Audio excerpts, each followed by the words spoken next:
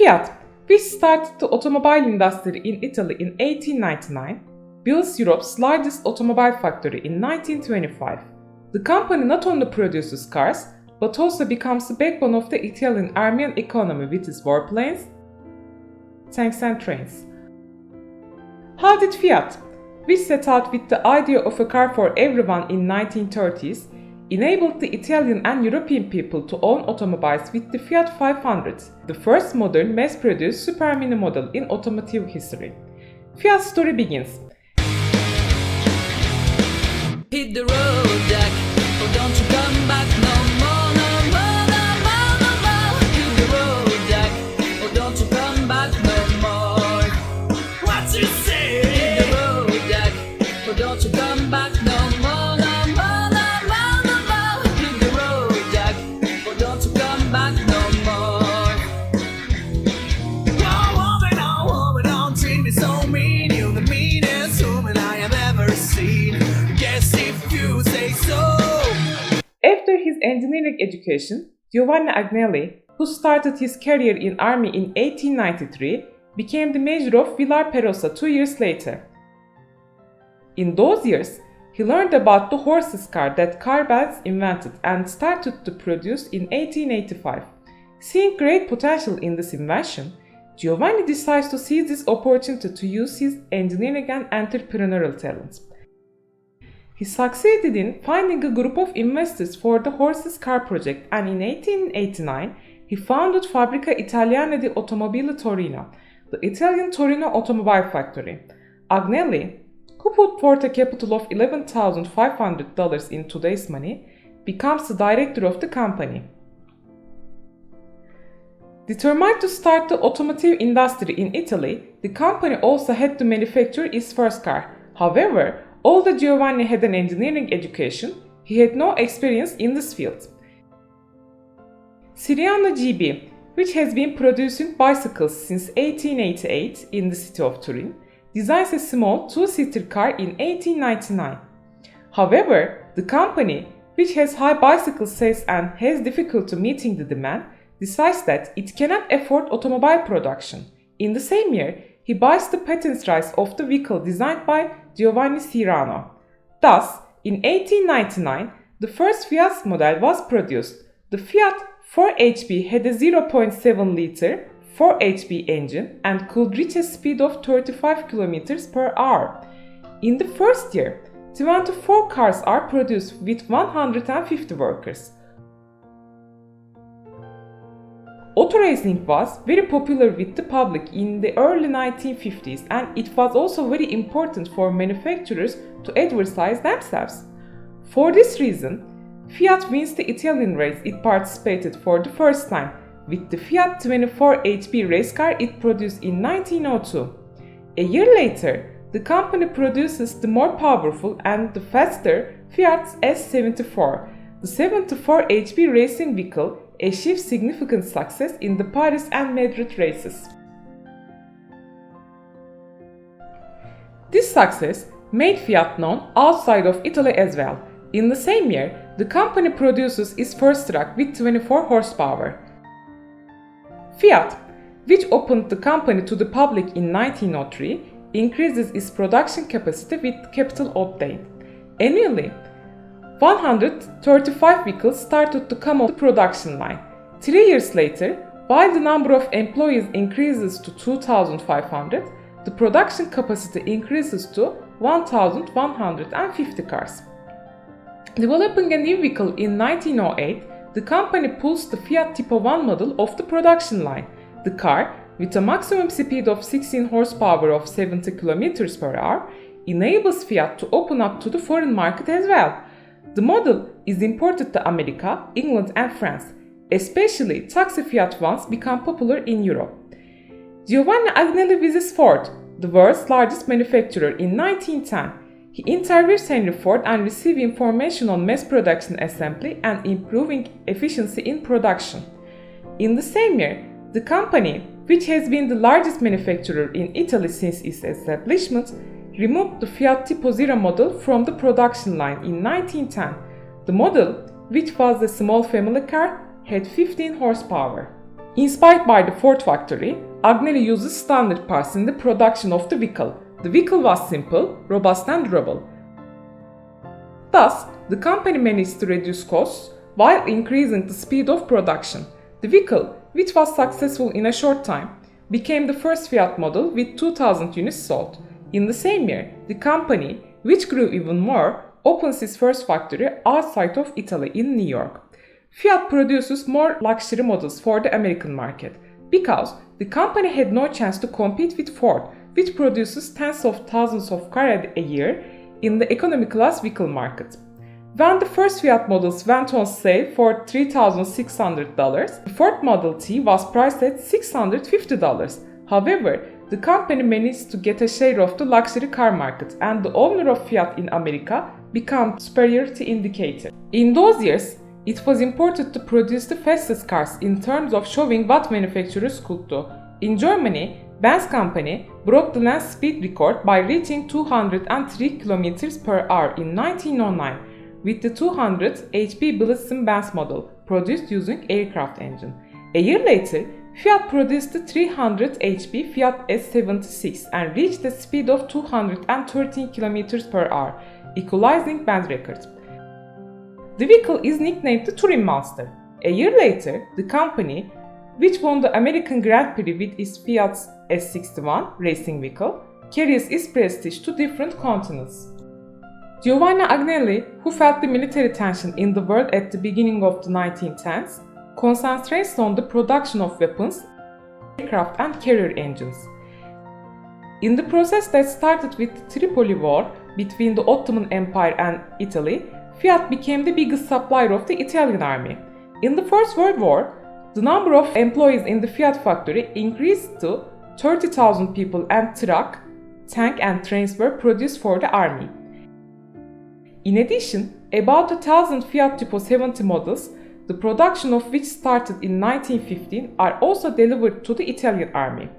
Although Fiat grew enormously during the war with the production for the army, Giovanni Agnelli was aware that soon the war would be over and automobile production would gain importance again. For this, he decided to transform the mass production of military vehicles into automobile production, and in 1916 he started the construction of a new automobile factory in Turin. The Lingotto factory, whose construction was completed in 6 years, becomes Europe's largest automobile manufacturing factory. The company rolled its first post-war vehicle off the production line in 1919. The Fiat 501 is designed as small as 23 HP family car. It starts production in Lingotto factory, which was built in 1923 with a moving assembly line. With the new assembly line, production capacity is maximized, while costs are significantly reduced. Until 1926, 47,600 Fiat 501 was off the production line.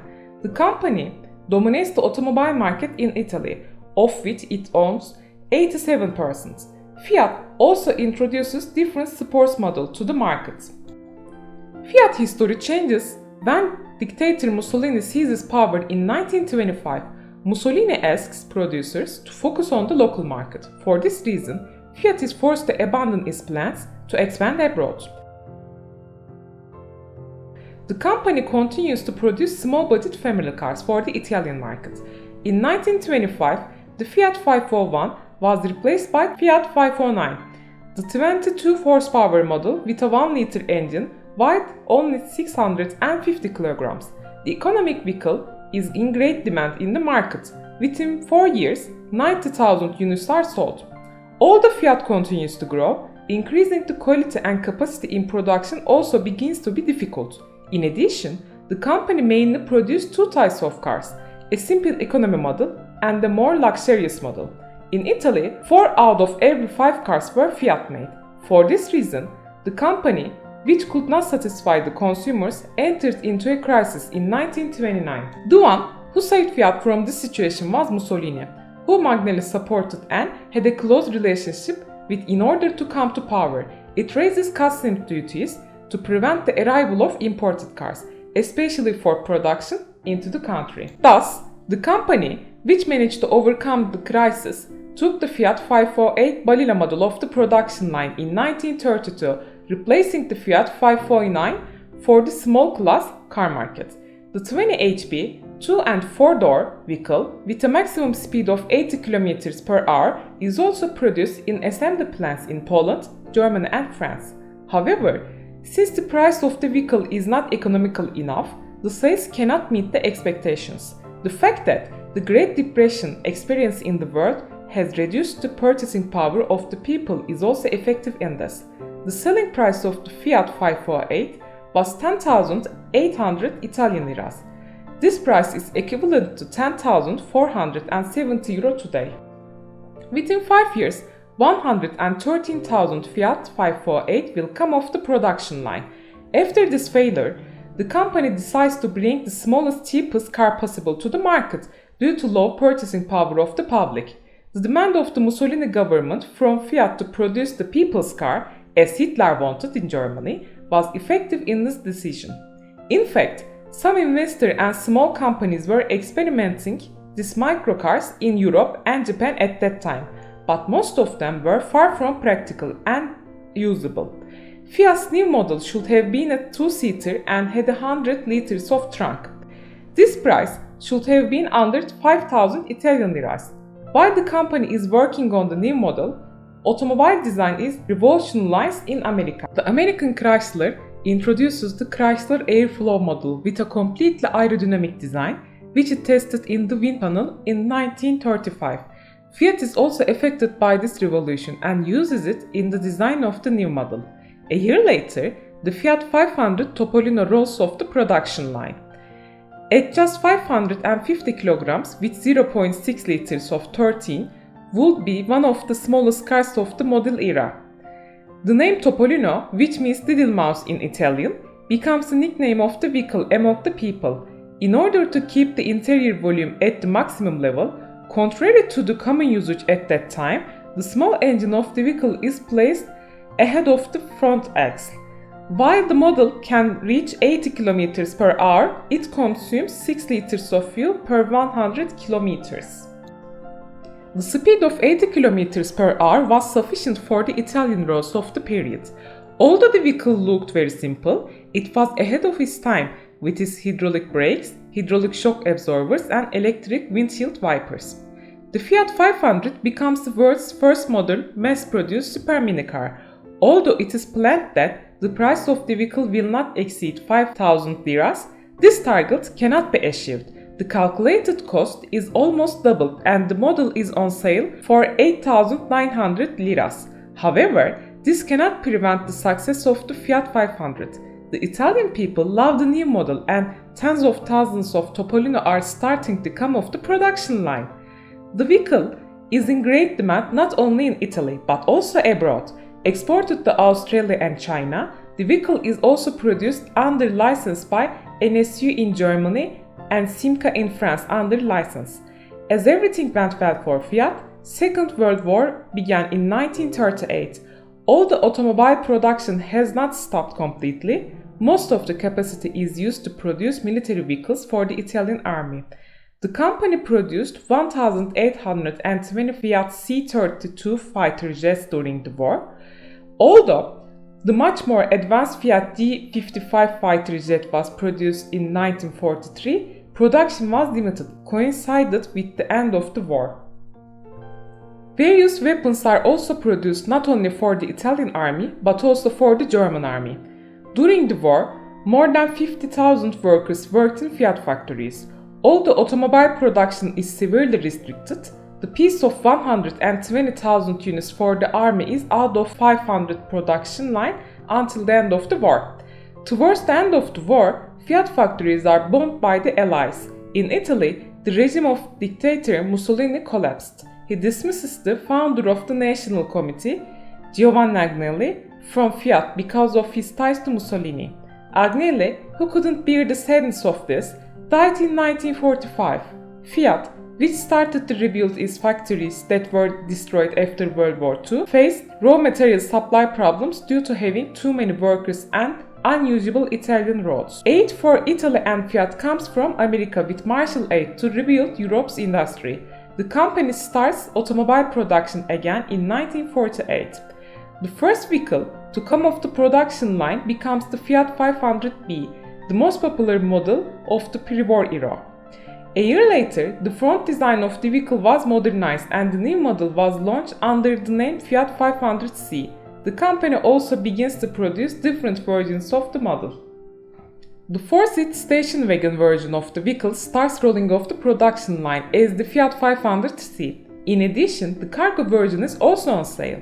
In Italy, which is trying to recover economically after the war, economical fuel-efficient small-class cars are in great demand. The vehicle plays a major role in helping European people with low purchasing power, such as Volkswagen Beetle, Citroën 2CV, own a car. Fiat 500, produced until 1955, sells more than 520,000 units and is replaced by a Fiat 600. The new model was a 4-seater and had a 630cc engine with a top speed of 110 km per hour. The vehicle is put up for sale at a price of €6,700 in today's currency. Until 1969, 2,700,000 Fiat 600 come off production lines. After putting the Fiat 600 on the market, the company decides to reproduce the Fiat 500. 2 years later, in 1957, the new generation Fiat 500 with a new design starts to come off the production line. Compared to the previous generation, the design and mechanics change a lot. The company prefers 4 seats and a rear-mounted engine, as in the Fiat 600. The model produced until 1975 sells approximately 4 million units. Fiat will be a strong manufacturer in the small-class economy car market for many years. The story of Fiat will continue with the second part, where the stories of different models produced after the war, the Fiat 500 and 600, are told in more detail.